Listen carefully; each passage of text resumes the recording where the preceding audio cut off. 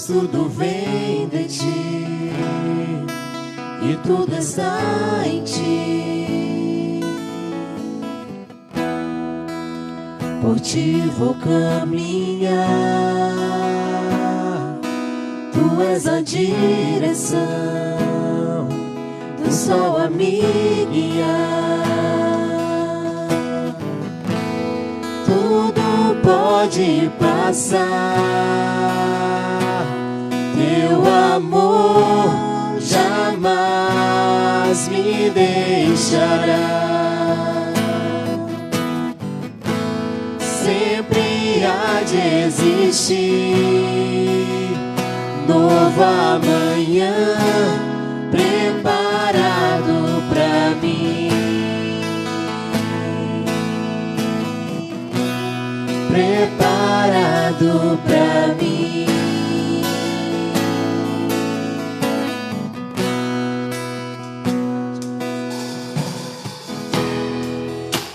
A ti eu vou clamar,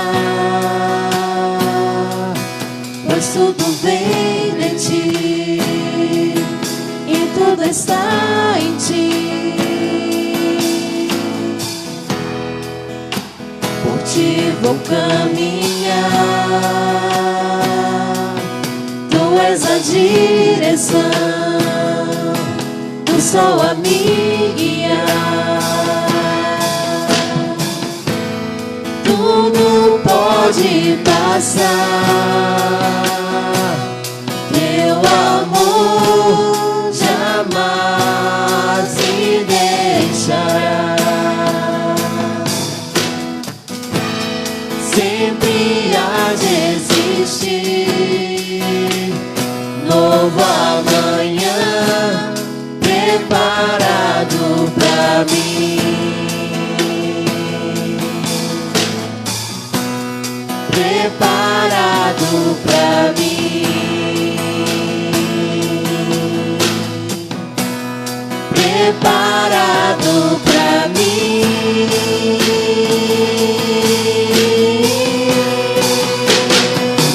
Eu me rendo aos seus pés, és tudo que eu preciso pra viver. Eu me lanço aos seus braços, onde encontro meu refúgio. Eu me rendo aos teus pés, és tudo que eu preciso pra viver. Eu me lanço aos teus braços, onde encontro meu refúgio, Jesus.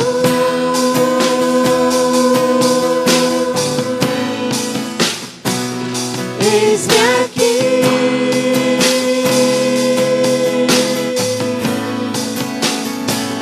Jesus.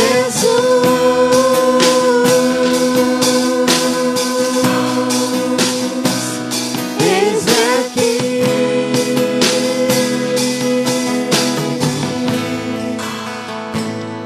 Eu me rendo aos teus pés, és tudo que eu preciso pra viver. Eu me lanço aos teus braços, onde encontro meu refúgio, Jesus.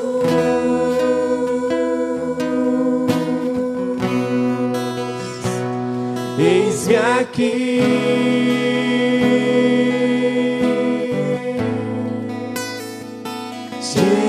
Jesus.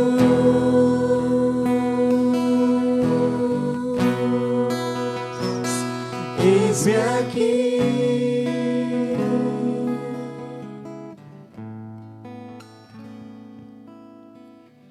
Boa noite.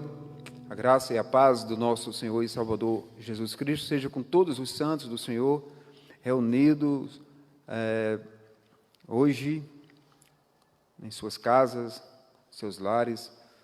Nós aqui reunidos estamos mais uma vez para esse momento em particular, para a edificação da igreja do Senhor, para trazer uma palavra, para também orar pela igreja, por nossas vidas, e também louvar ao Senhor com cântico, pois a palavra do Senhor nos diz que Deus é digno de receber toda a nossa adoração.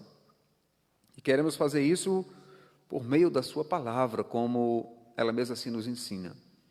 Quero convidar vocês nesta noite a fazer uma leitura do Salmo 19, sendo que essa leitura vai ser dividida em 3 partes. A primeira leitura nós faremos do verso 1 ao verso 6.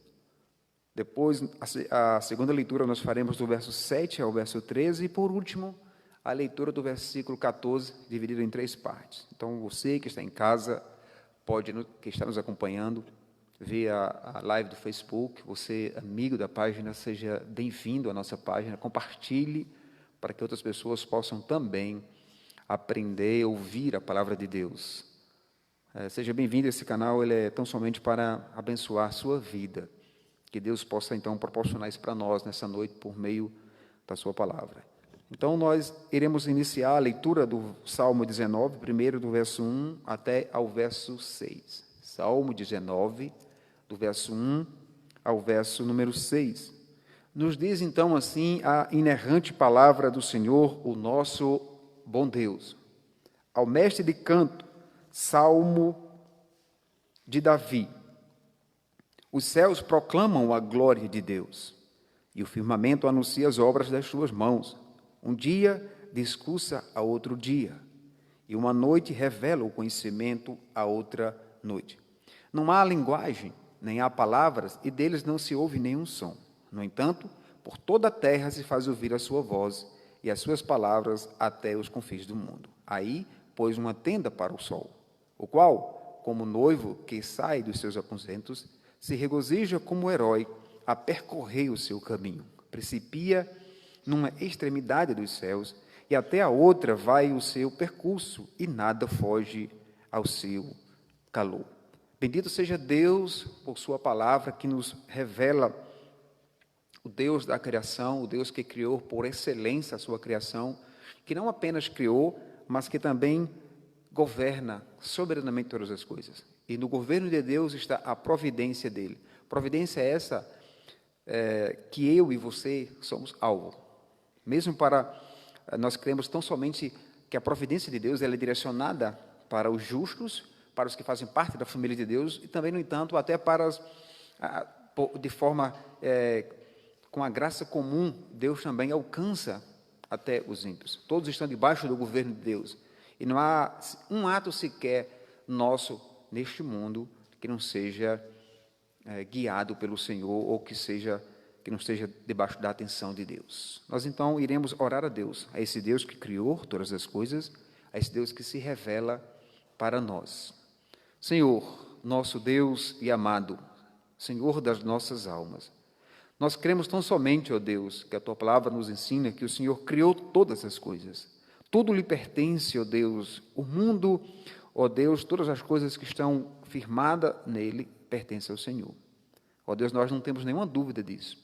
Cremos tão somente que o Senhor não apenas criou, mas que também o Senhor tem sustentado. Prova disso, ó Deus, é experimentar diariamente os cuidados paternais do Senhor. Os cuidados do Senhor na nossa vida, nos livrando, nos guardando. Até mesmo, ó Senhor Deus, nos momentos de extrema dificuldade, no momento, Deus, em que passamos por dores, no momento, Deus, em que passamos por angústia, o Senhor se faz presente, o Senhor manifesta a bondade do Senhor, a graça do Senhor para com nós, a Tua igreja. Foi assim no Antigo Testamento, o Senhor preservou um remanescente fiel, ó Deus, e tem sido assim nos dias atuais. O Senhor, por meio de Cristo Jesus, o qual morreu na cruz pelos nossos pecados, tem, ó Deus, nos sustentado, porque o Senhor mesmo disse que rogaria ao Pai e Ele enviaria da parte dEle o Consolador, o Espírito Santo, que habita em nós, ó Deus, e nós temos essa certeza e somos a cada dia mais fortificados pelo Senhor, por Tua palavra, porque cremos tão somente que o Teu Espírito Santo ministra aos nossos corações. Ó Deus, é com essa fé e essa certeza que temos, que diante do Senhor nós queremos louvar o Senhor, agradecer ao Senhor por tudo que o Senhor tem feito e dizer, Senhor Deus, eis-me aqui, ó Deus, e guiado pelo Teu Espírito Santo, que nesta noite o Senhor possa nos dar mais uma porção da Tua palavra. É com fé que nós oramos na pessoa de Cristo Jesus. Amém. Louvado seja o Senhor que nos permite esse momento de adoração, de leitura e de oração. Nós iremos louvar o Senhor com um hino do nosso cenário, o número 154. Então, se você tem um hino aí, você pode então abrir o seu inário e louvar conosco o hino de número 154, Segurança e Paz.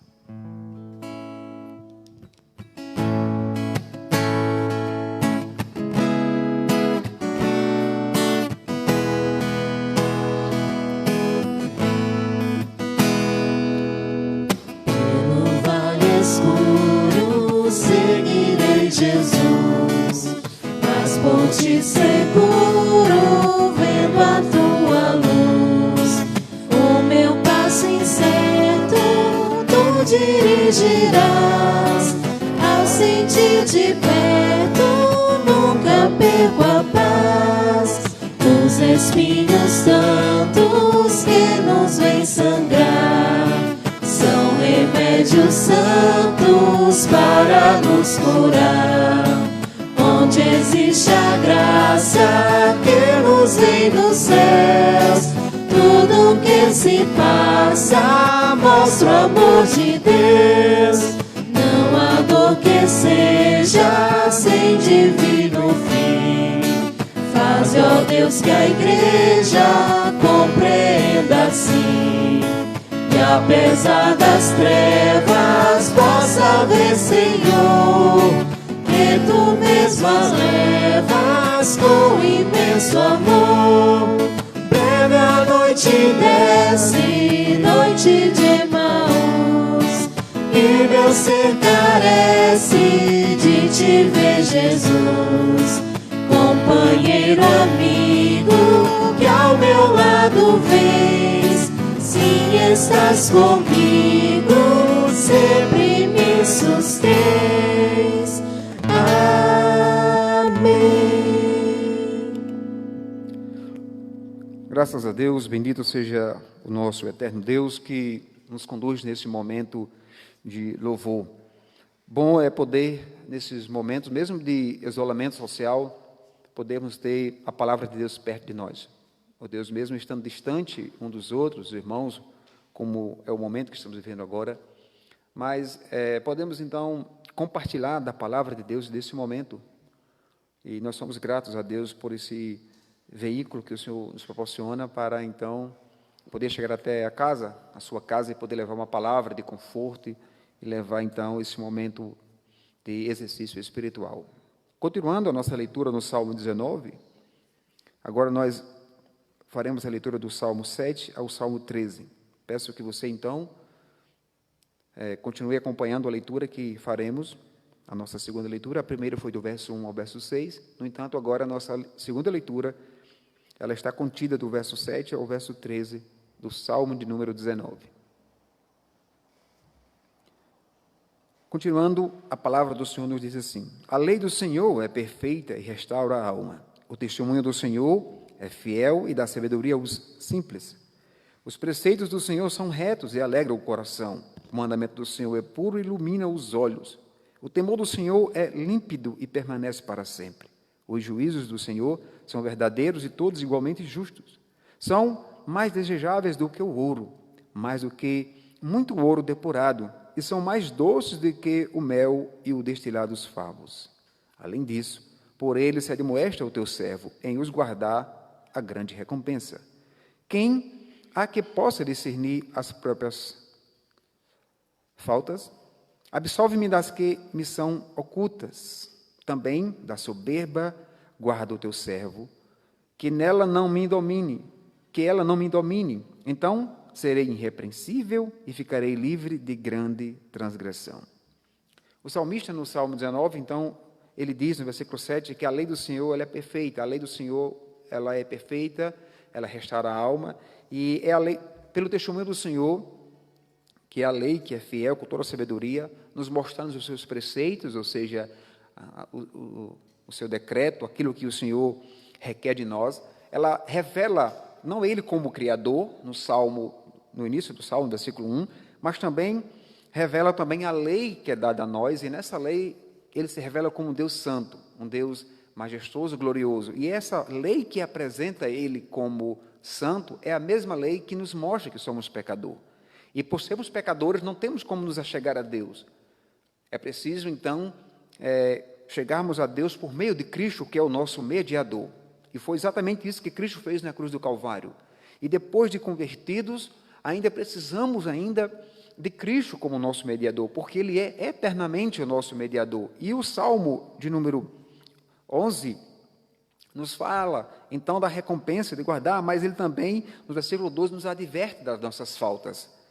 Ele vai dizer que somente o Senhor é quem conhece até as faltas que são ocultas, ou seja, os pecados ocultos. E no versículo 13, ele vai dizer também da soberba guarda o teu servo, que ela não me domine, ou seja, que o pecado não domine o meu coração, que o pecado não tome conta, não tome espaço. E é preciso, então, eu diante do Senhor, desse Deus que é santo, revelado na sua lei, pois o versículo 7 diz que a lei do Senhor é perfeita, então ela restaura, ela nos mostra quem nós somos. Ela vai dizer que se eu for até Deus com o coração sincero, com o coração compungido, Ele nos livra da transgressão dos nossos pecados. Então, diante da palavra do Senhor que foi lida aqui, só nos resta ir a Deus, pedindo a Ele perdão pelos nossos pecados. Eu quero, então, convidar você na sua casa, nesse momento, junto conosco, a fazer uma reflexão, por meio da oração, colocando as nossas vidas diante do Senhor. Agora, um momento bem particular entre você e Deus. Coloque a sua vida diante de Deus em uma oração, reconhecendo a santidade dEle, também reconhecendo que nós somos pecadores, reconhecendo as nossas transgressões e pedindo perdão a Ele. Oremos, então. Senhor, nosso Deus, a Tua palavra revela que o Senhor é santo, majestoso, um Deus criador de todas as coisas, o Deus que nos conhece. E sabe, ó Deus, aonde nós transgredimos, sabe aonde nós pecamos. Ó Deus, e diante da Tua lei, que é santa e perfeita, só nos resta, ó Deus, o corar de vergonha. Ó Deus, ir aos Teus pés, pedir perdão ao Senhor e crer tão somente que esse mesmo Deus que nos revela a Sua santidade, revela a nossa pecaminosidade, Ele é longânimo, misericordioso e Ele nos perdoa. Certo de que o Senhor nos conhece, ó Deus, e certo de que o Senhor, ó Deus, está pronto a nos perdoar. Nós somos gratos em Cristo Jesus. Amém. E, terminando a nossa leitura, no versículo 14 deste salmo, o salmista vai dizer: as palavras dos meus lábios, o meditar do meu coração, sejam agradáveis na Tua presença, Senhor, rocha minha e redentor meu. Que possamos, então, expressar isso em forma de cânticos. Aquilo que está nos nossos lábios, certamente, é o que está no nosso coração, pois a palavra diz que a boca fala do que o coração está cheio. Então, vamos louvar o Senhor com cânticos de adoração. Louve ao Senhor nesta noite conosco.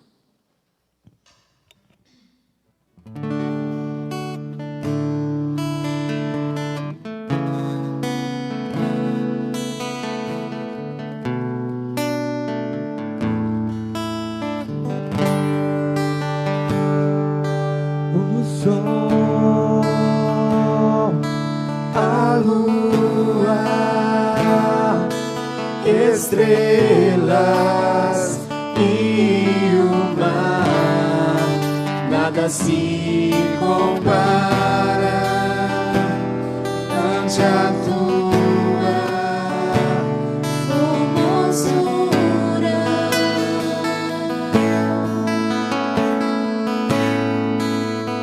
Os homens, os reinos, principados e potestades se prostram ante a Tua majestade.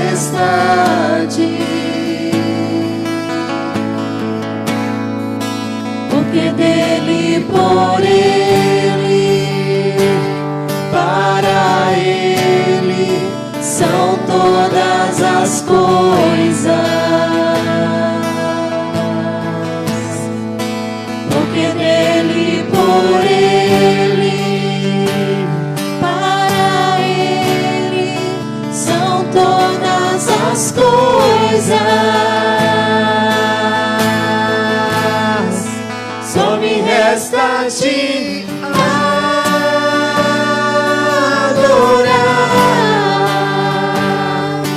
te adorar.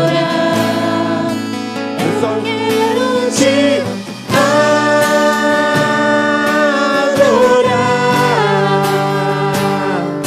te adorar.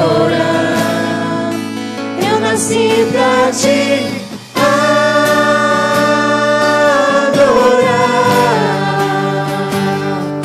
te adorar e dizer que te amo, te amo, te amo. E dizer que te amo, te amo, te amo.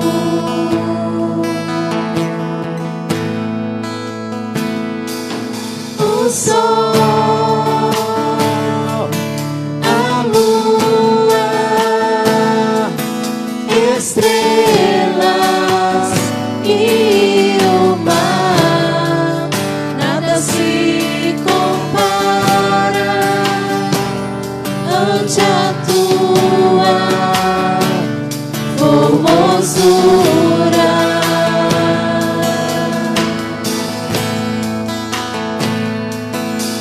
Os homens, os reinos, principados e potestades se prostram ante a tua majestade.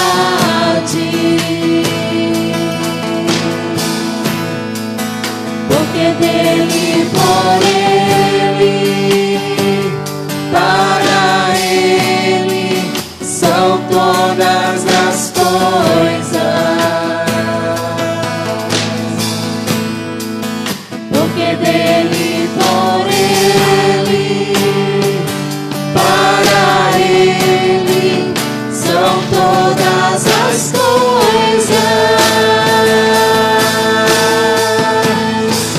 Só me resta te adorar,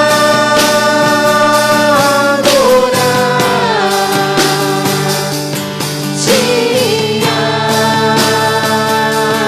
adorar. Eu só quero te adorar,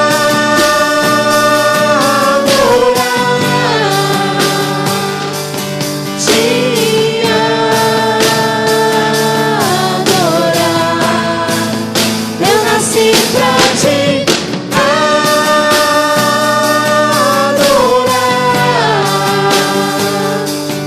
te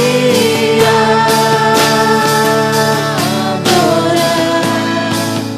e dizer que te amo, te amo, te amo, te amo. E dizer que te amo, te amo, te amo, te amo, te amo.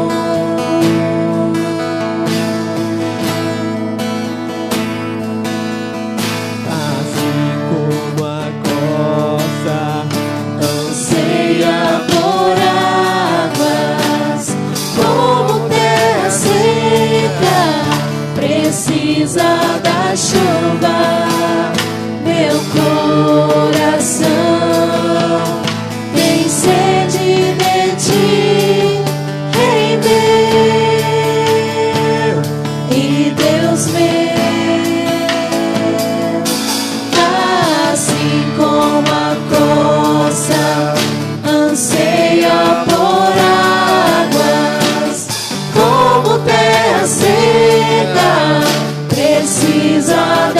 chuva, meu coração tem sede de ti, Rei meu e Deus meu. Faz chover, Senhor Jesus, derrama chuva neste lugar. Vem com teu rio, Senhor Jesus, inunda o meu coração, assim como a coça anseia por águas, como terra seca precisa da chuva. Meu coração tem sede de ti, Rei meu e Deus meu. Faz chover, Senhor Jesus, derrama chuva neste lugar. Vem com teu rio, Senhor Jesus, inunda o meu coração. Faz chover, Senhor Jesus, derrama chuva neste lugar. Vem com teu rio, Senhor Jesus, inunda o meu coração. Faz chover,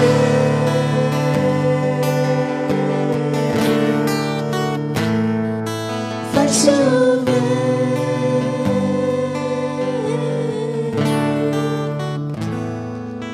faz chover.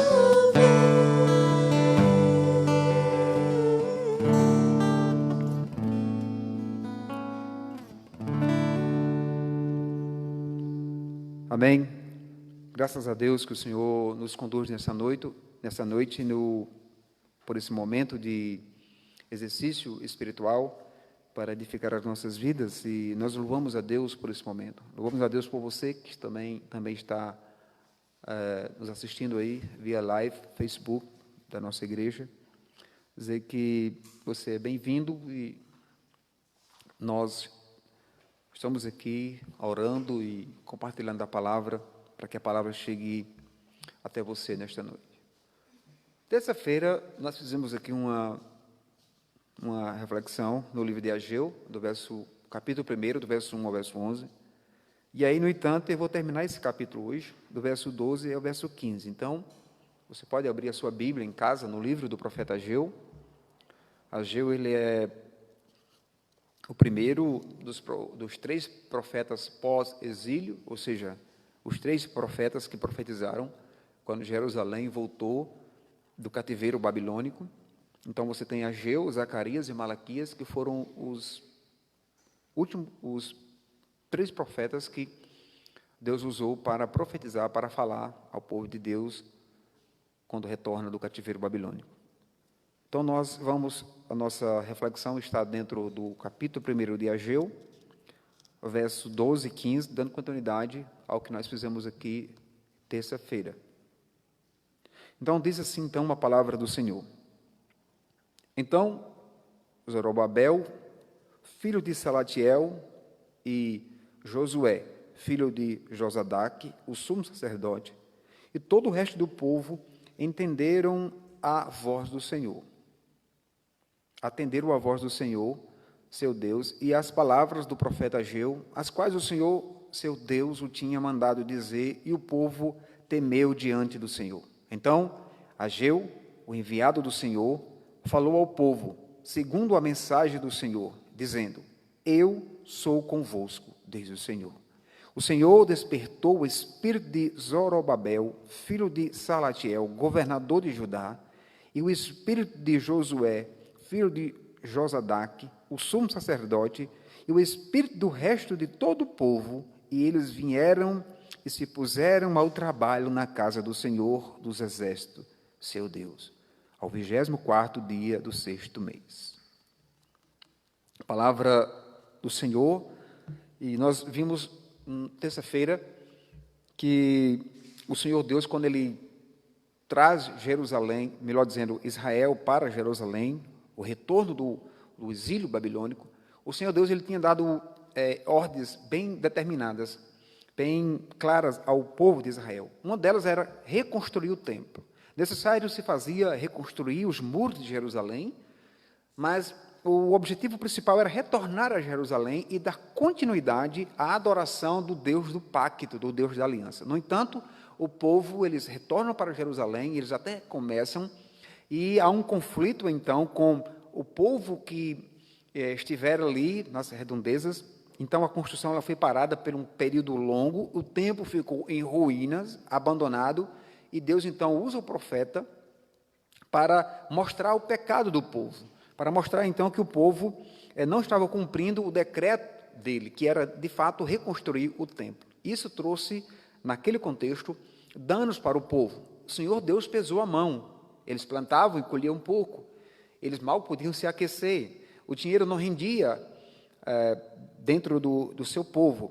E, então, o profeta, usado por Deus, conduz não somente o povo, mas também o sacerdote e o governador a entender que a prioridade não era construir as suas casas, mas a prioridade, naquele momento, era reconstruir o templo, e para que, então, o culto retornasse e o povo pudesse adorar o Deus de Israel. E nós vimos isso muito bem na nossa terça-feira, nosso primeiro momento, do capítulo 1 ao capítulo 11. E agora nós vamos ver que o próprio Deus, nesse texto, ele se encarrega de mover não somente a comunidade de Israel, mas também os representantes legais aqui do povo. Então, você tem no cenário, você tem o profeta, você tem o governador, e você tem aqui o sacerdote. E então eles estão sendo, o profeta, no caso, sendo usado por Deus para impulsionar o povo a obedecer os mandamentos do Senhor. Veja que uma das coisas mais preciosas que Deus revela nas Escrituras, e nós podemos ver isso, que toda a revelação de Deus está contida no cânon, ou seja, dentro da Bíblia, desde Gênesis a Apocalipse, nós então temos toda a verdade de Deus. Nós vemos então que desde Gênesis a Apocalipse nós vemos um Deus presente, um Deus que não apenas criou e não abandonou o seu povo, pelo contrário, o Deus ele continua governando do seu trono de forma soberana. Todos os eventos eles não passam despercebidos por Deus, pelo contrário, Deus ele se faz presente até nos piores que você possa imaginar. Então nós vamos ver que ao longo do Antigo Testamento, ao longo das Escrituras, Deus se revelando, nós vemos que há momentos interessantes para que o povo atentasse para o que Deus quer fazer e o que Deus está falando. Por exemplo, Moisés, ele deixou claro a importância disso, quando ele declara que o Senhor, um determinado momento em que o povo estava passando uma dificuldade, e então ele diz ao Senhor, se o Senhor não acompanhasse para a terra prometida, após a saída do Egito, ele não poderia andar ou estar com aquele povo, ou até mesmo conduzir aquele povo para aquele momento. Então, aqui em Ageu, Deus ele anima o povo dizendo, eu estou com vocês, melhor dizendo, eu estou no meio de vocês, ou seja, Deus faz presente no meio do povo, não há nenhuma dúvida.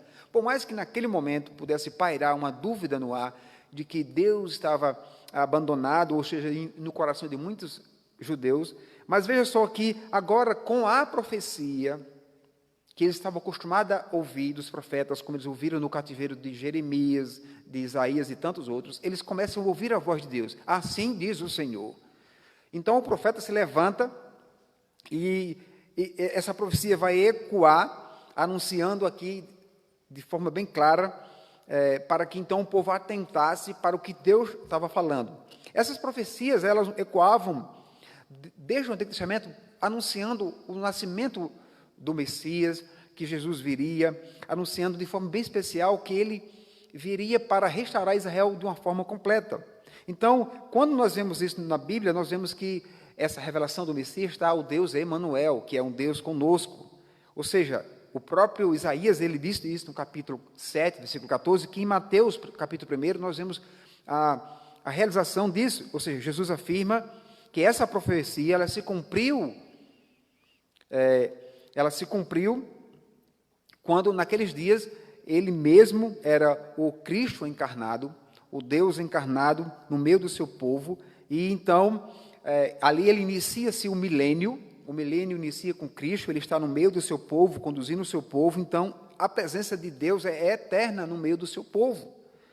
E é interessante nós observarmos isso, e não temos nenhuma dúvida, de que nenhuma religião, nenhuma filosofia, ela é tão clara acerca de um Deus único, verdadeiro, que cuida do seu povo, como o Evangelho nos apresenta a pessoa de Cristo Jesus. Certamente você já ouviu uma mensagem, você já escutou um vídeo, alguma coisa do tipo, falando de ânimo, né? Onde algumas pessoas são impactados com, digamos, uma injeção de ânimo, para que então possam completar a sua jornada. Certamente você já se deparou com uma situação dessa, ou não. A pergunta que a gente faz é o seguinte: quando você se depara com uma situação dessa, quando você leva ou recebe uma injeção de ânimo, qual a sua resposta quando isso acontece na sua vida? E é interessante que nós podemos ver que no texto, o profeta agora, sendo boca de Deus, assim diz o Senhor, ele vem trazer uma profecia para que o povo temesse a Deus. O povo abrisse mão do temor dos homens, porque havia um conflito político, isso foi um dos impedimentos para que eles abandonassem a construção do templo. E é interessante que agora ele vem, então, trazer uma palavra para que o povo retornasse e desse ouvidos à voz de Deus, ou seja, aos mandamentos, porque os mandamentos, é impossível você dizer que ama Deus, que você crê em Deus, se você não observa os mandamentos de Deus. Há um contrassenso nisso, ou seja, as coisas não batem. Então, se eu amo Deus, se eu creio em Deus, eu obedeço os mandamentos. Exatamente isso que estava acontecendo nesse contexto.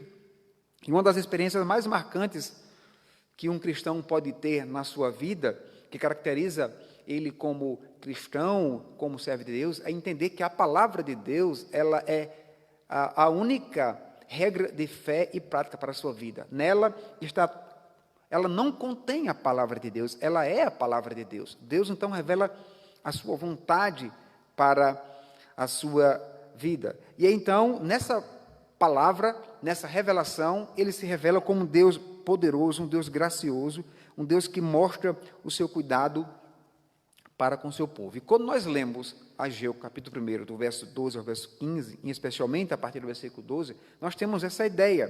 Por exemplo, o que significa temer a Deus?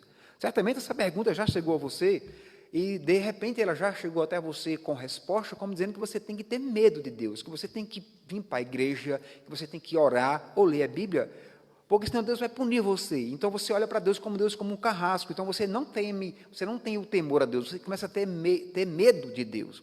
E não é exatamente isso, são duas coisas diferentes. Então, temer a Deus é uma forma de obediência que conduz o cristão a cada vez mais a conhecer a Deus e amar Ele. Então, o temor a Deus não nos afasta de Deus, não nos faz correr de Deus, pelo contrário, o temor a Deus nos faz ir até Ele, entender que Ele é um Deus santo, um Deus zeloso, e esse temor vai me direcionar para as Escrituras.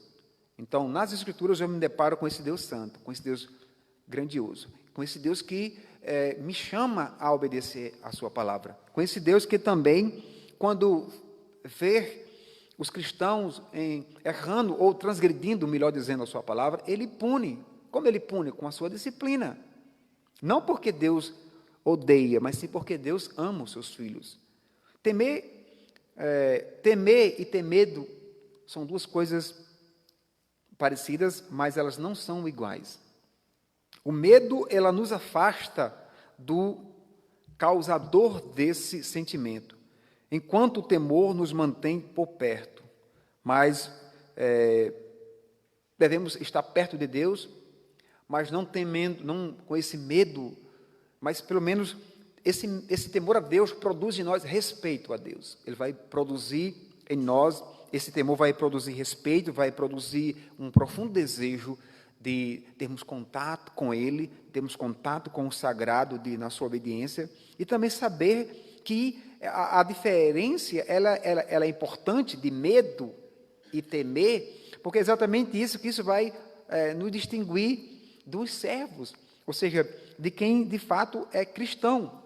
Porque muitas pessoas dizem que creem em Deus e vê Deus e tem medo de Deus. E aí por quê? Porque eles têm medo da morte, porque eles não vê Deus como um Deus salvador, porque eles não têm certeza da sua salvação. Então isso deve produzir medo em seus corações. Mas, diferentemente do cristão que teme a Deus, e esse temor a Deus leva ele a obedecer a palavra, isso naturalmente vai gerar no seu coração um profundo desejo de amar a Deus e amar as coisas de Deus. Então ele passa a ter respeito, ele passa a temer a Deus, ele passa a ser uma pessoa que tem a sua vida pautada pelas Escrituras. Isso é importante para nós no momento que nós vivemos hoje, em que muitas pessoas se dizem ser cristãos, no entanto, a sua vida diária, o seu dia a dia, o seu viver, não condiz com o que ele manifesta de forma verbalmente, a sua prática de vida. E é necessário, então, nós observarmos que a palavra de Deus é que deve nos direcionar a entender isso. Nós vemos isso quando o apóstolo Paulo ele escreve no seu livro, na sua epístola, na sua segunda epístola, no capítulo 5, versículo 9 a 11, ele vai dizer que nessa vida as pessoas podem ter motivações, elas podem ser motivações boas e podem ser motivações erradas. Até no meio da igreja há pessoas com motivações erradas. Isso não é novo. Veja bem, por exemplo, eu posso trazer aqui à mente de vocês o evento de Êxodo, de número 32, onde, Êxodo 32, onde Moisés foi chamado por Deus para receber a lei de Deus. E aí, então, o texto vai dizer que passado um bom tempo, então, o povo chegou até Arão e disse: Arão, esse Moisés, ele não vem mais, ele já morreu, e nós queremos adorar a Deus. Então, eles pegaram o ouro que trouxeram do Egito e fundiram um bezerro de ouro. Então, o texto vai dizer que hoje é festa ao Senhor. Então, a intenção do povo era boa, era fazer uma adoração a Deus, era adorar a Deus. No entanto, o meio pelo qual ele estava querendo adorar a Deus era errado, porque era no capítulo 20 de Êxodo, Deus já tinha falado que ele não poderia ser adorado por meio de uma imagem, por qualquer representatividade. Então, veja só, por vezes nós podemos ter uma boa intenção, mas essa boa intenção ela está contrária às Escrituras. E aí, então, Paulo vai dizer que a única coisa que deve nos motivar nessa vida é a obediência ao Senhor, mesmo que isso, por algum tempo, venha trazer um dano para nós. Mesmo que isso, por algum momento, venha nos levar para um caminho de choro. Mas a Bíblia diz que importa agradar a Deus. O temor a Deus, ele nos impulsiona à obediência. Então, se eu temo a Deus, eu tenho que obedecer a Deus. Por mais que a palavra seja dura, por mais que a exigência de Deus seja difícil para mim entender naquele momento, mas eu preciso me aproximar dele. Se eu pretendo, então, adorar a Deus, se eu pretendo, então, fazer de acordo com a sua vontade, eu quero, então, prestar conta a Ele, e essa conta é prestada dia a dia, ou seja, diariamente. Por isso, nós sempre recorremos à palavra de Deus. Há uma leitura no livro de Deuteronômio, capítulo 5, versículo 29, e também no capítulo 6, versículo 4, que ele vai revelar essa relação em obediência a Deus com os seus servos. Ou seja, a obediência a Deus, ela vai gerar em nós um bem-estar, ela vai gerar em nós um coração alegre, um coração feliz, um coração disposto. Isso não significa que agora nós vamos ser bonzinhos, que vamos estar por aí procurando fazer coisas boas para que Deus está vendo eu fazendo as coisas boas, então Deus está se agradando de mim. Não é bem por aí, mas pelo menos isso nos mostra que nós devemos fazer boas obras. Os mandamentos do Senhor que aprendemos em sua palavra, eles não são ordenanças arbitrárias. Deus não nos dá uma ordem para nos deixar confuso.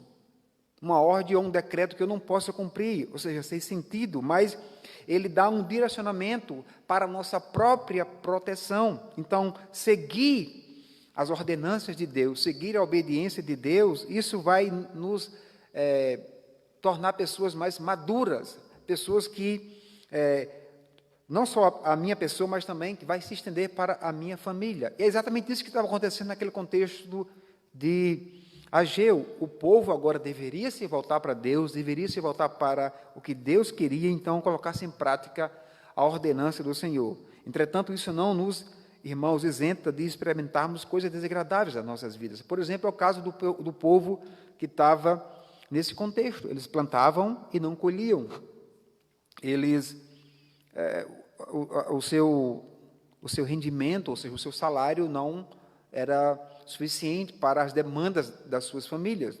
Mas uma coisa é certa, quando nós obedecemos a Deus, veremos o mal em nossa vida minimizado. Não que ele vai se acabar, não que ele vai parar. Porque o próprio Cristo nos diz que ele, falando para os apóstolos, melhor dizendo, para que eles tivessem bom ânimo, porque ele venceu o mundo. Ou seja, anime-se, porque eu venci, para que vocês possam ser salvos. As dificuldades, elas estão aí postas diante de nós. E qual é a nossa resposta diante das dificuldades que nós estamos encontrando? Nós estamos dando mais prioridade à lei de Deus, aos mandamentos de Deus, ou aquilo que está mais perto de mim, ou aquilo que mais agrada o meu coração. Então, à medida que nós buscarmos obedecer a Deus, à medida que eu direcionar o meu pensamento à palavra de Deus, eu devo experimentar coisas maravilhosas da minha vida, sobretudo porque a presença de Deus é real na minha vida, ela se faz real. Então, quem trabalha deve, então, colher dos seus frutos. Quem se empenha em ter uma vida de busca a Deus, de oração a Deus, certamente ele colherá frutos na sua vida espiritualmente falando.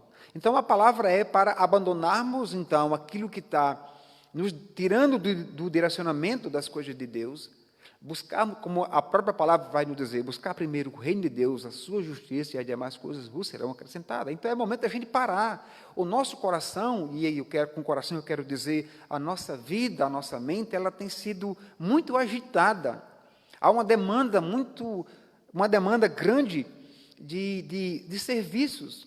Há uma demanda que, por vezes, quer vir como um rolo compressor, passar por cima de nós. Então, por isso que, por vezes, as pessoas, até igrejas, que deveriam ter uma vida tranquila, uma vida mais calma, estão vivendo perrengues, aperreada, porque foram sobrecarregadas com muitas demandas e não pararam para priorizar o que deveria priorizar naquele momento. Da mesma forma, nós devemos também atentar, por exemplo, a nossa forma de alimentação, tanto a física, mas também, sobretudo, a nossa forma de alimentação espiritual, porque ela deve ser constante, diária.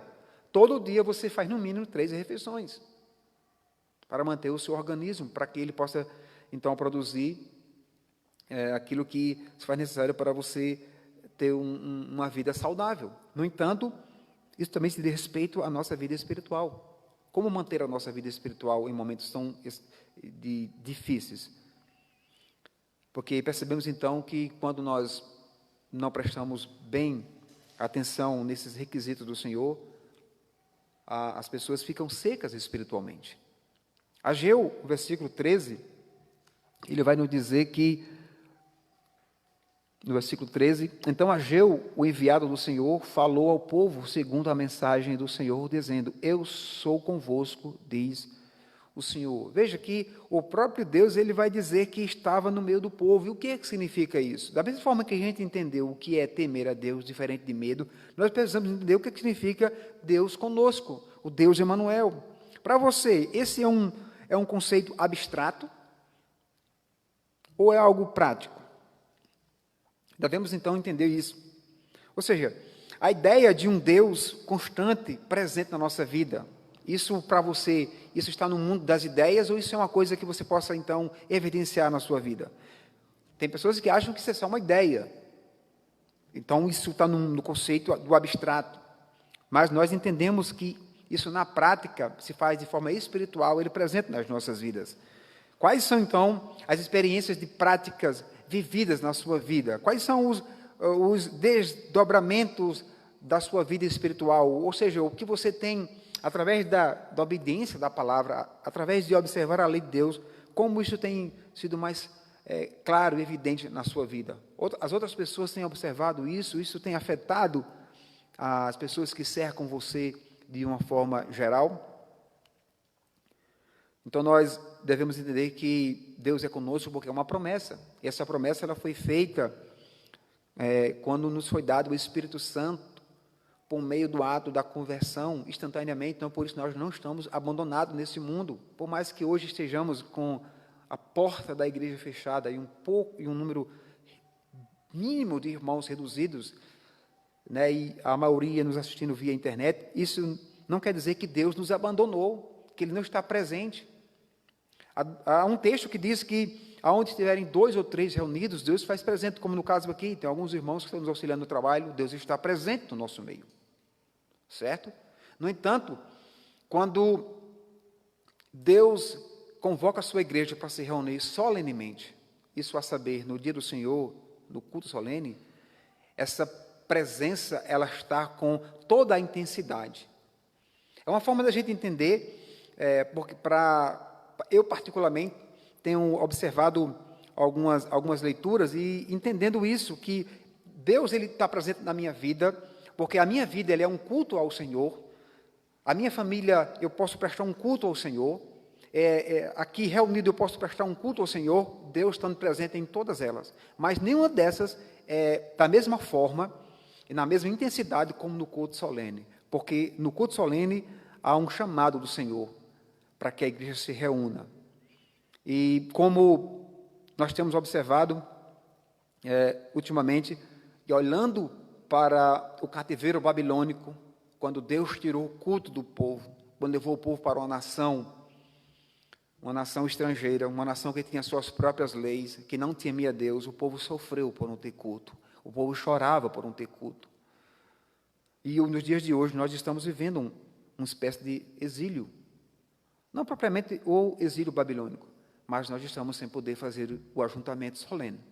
E certamente isso trouxe muita dor aos corações dos pastores e também aos corações dos crentes, por saber que, mesmo isso acontecendo com a igreja, isso não passou despercebido do Senhor.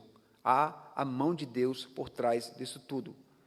E a diferença é que a presença do Espírito Santo, ela na vida da igreja, quer seja aqui com um pequeno grupo, quer seja na minha casa, ou quer seja num ajuntamento solene, a promessa é a mesma, ele se faz presente em espírito, isso não é algo abstrato, isso é algo bem concreto, bem real para nós. Então, a presença do Espírito Santo nos discípulos de Jesus, de uma forma presente, de uma forma contínua, isso é representado hoje na vida da igreja, ao redor da terra, no mundo inteiro, o Senhor tem caminhado com a sua igreja. Se as pessoas tiverem alguma dificuldade com a ideia de que o Espírito Santo faz algo em suas vidas, deve então trabalhar essa questão de entender que Cristo se faz presente na sua vida diariamente.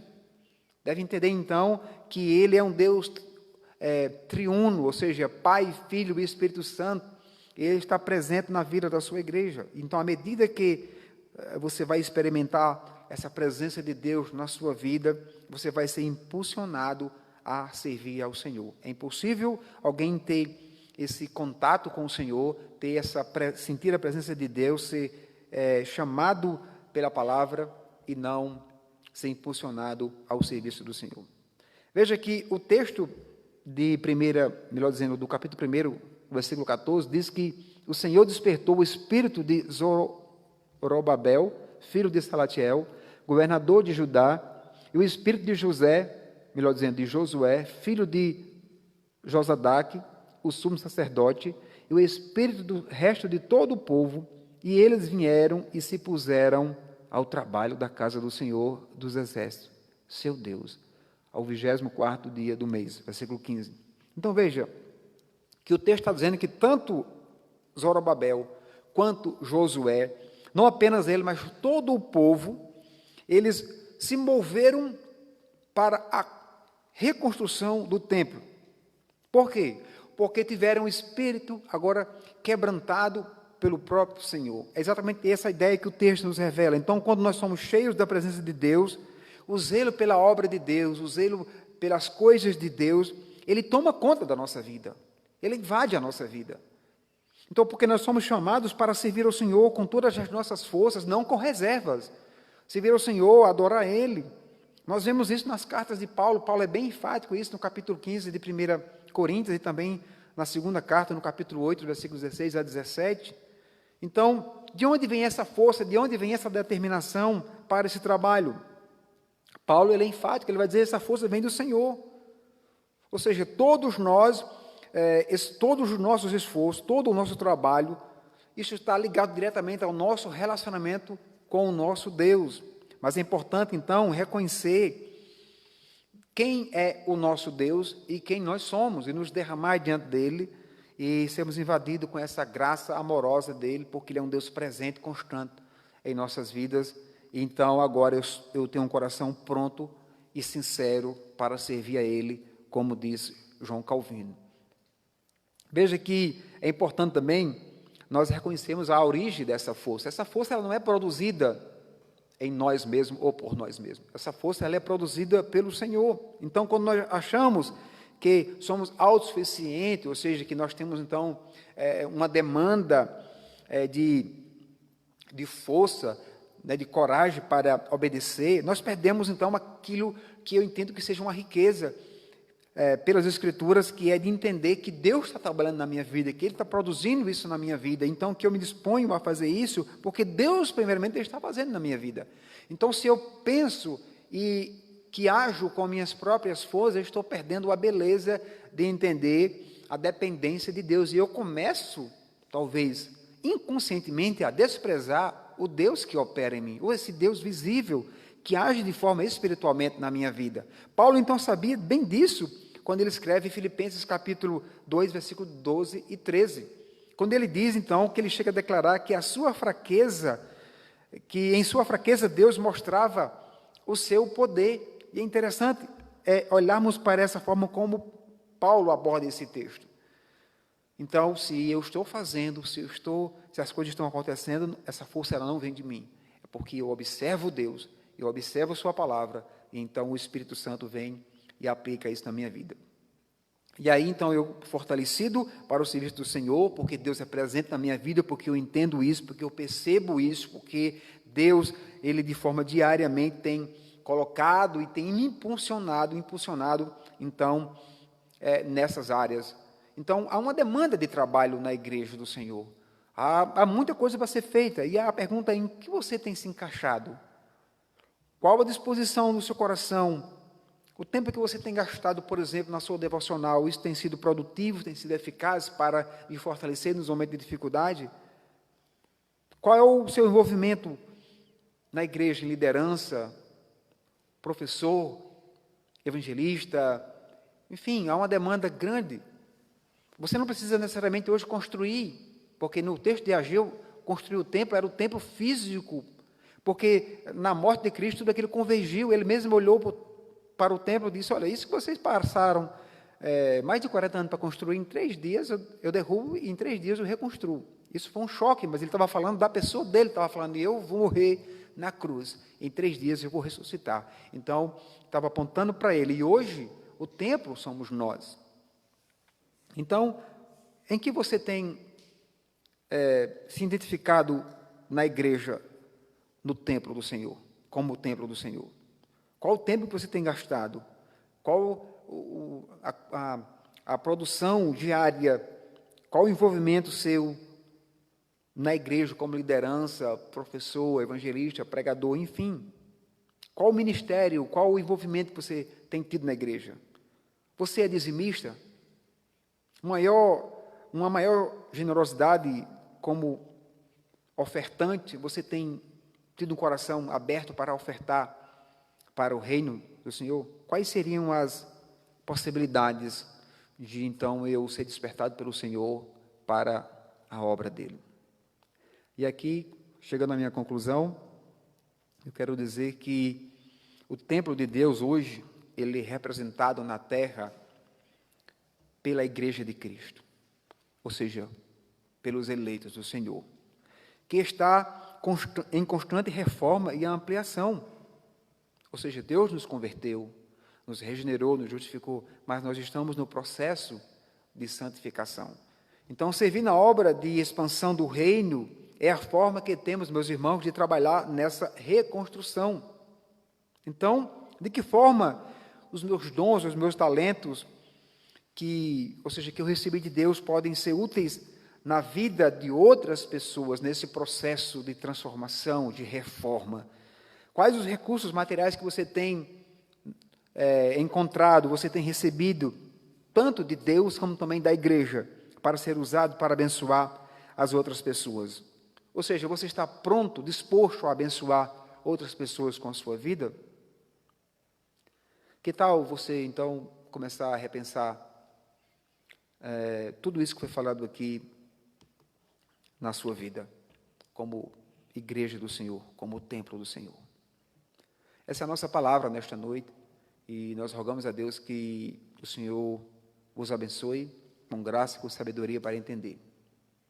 Dizer aos irmãos que estão nos ouvindo via Facebook, em casa, que esse último final de semana agora, domingo que vem, nós ainda estaremos aqui com a live às 9h30 da manhã e à noite às 19h30. É possível, nós temos uma grande expectativa de, na próxima semana, retornarmos com a igreja aberta, com o número de irmãos, mesmo que sejam reduzidos. Há essa expectativa. Oremos por isso, para que Deus, então, nos conduza a fazer isso, mas observando a lei de Deus, mas também observando os decretos dos governantes municipais, porque eles foram constituídos pelo Senhor e a Bíblia diz para obedecermos.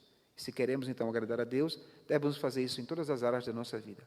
Então, conte com as nossas orações, ore pelos irmãos que estão aqui nos ajudando, para que, então, esse trabalho seja feito e a live chegue até a sua casa. Amém? Deus os abençoe e quero encerrar com uma palavra de oração. Oremos. Deus amado, Senhor das nossas vidas, bendito seja o Senhor que nos chamou, ó Deus, e fez uma obra de fato de conversão. Essa obra ela é perfeita, mas, no entanto, ó Deus, necessário é cada dia mais sermos reformados, ó Deus, no que se diz respeito à santidade. Queremos ouvir a voz do Senhor, queremos obedecer e queremos fazer isso, ó Deus, não de uma forma, tendo um posicionamento, ó Deus, de uma ótica humana, mas sendo impulsionados pelo próprio Deus para compreender a verdade do Evangelho e aplicar ela de uma forma clara nas nossas vidas. Para tanto, Deus, nós pedimos a ajuda do Senhor. Pedimos que o seu Santo Espírito nos ajude. Ajude a igreja do Senhor, Deus, passar esse momento de dificuldade em oração, lendo a Tua Palavra e, sobretudo, crendo no Senhor, que o Senhor, Deus, há de nos abençoar. Ó Deus, é no nome de Jesus que nós oramos e Te agradecemos, pedindo que o Senhor abençoe a Tua igreja, os irmãos que estão reunidos em casa, aqueles que não estão nos ouvindo porque não há internet, alguns irmãos que estão na zona rural, ó Deus, estão recolhidos, os irmãos, ó Deus, que estão no grupo de risco, Deus, que o Senhor os abençoe. Guarda a igreja presbiteriana do Morro do Chapéu, guarda a igreja do Senhor aqui na terra. Esta é a nossa oração, no nome de Jesus. Amém. Deus os abençoe e a todos um abraço.